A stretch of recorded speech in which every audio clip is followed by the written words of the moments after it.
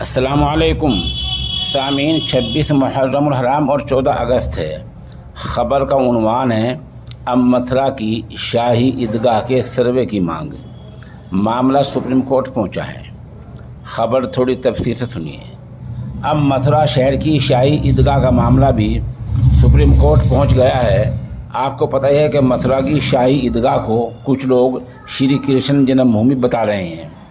اس بارے میں کرشنا جنم بھومی مکتی نرمان ٹرسٹ نے سپریم کورٹ میں ایک عرضی داخل کر کے کہا ہے کہ اس کا سروے بھی گیان واپی مسجد کے طرز پر ہونا چاہیے۔ یہ ریٹ آج ہی داخل کی گئی ہے۔ ریٹ میں آگے کہا گیا کہ سروے کے ذریعے کسی صحیح نتیجے پر پہنچا جا سکتا ہے۔ ریٹ میں 1968 کے سمجھوتے کو دھوکہ قرار دیا گیا ہے۔ اس میں مدعا علیہ شاہی مسجد عیدگاہ مینجمنٹ کمیٹی ہے۔ ابھی سپریم کورٹ نے اس بارے میں کوئی فیصلہ نہیں دیا ہے۔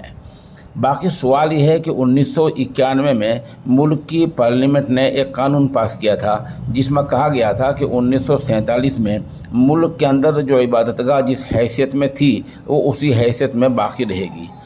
اب اس قانون کا کیا بنا ہے؟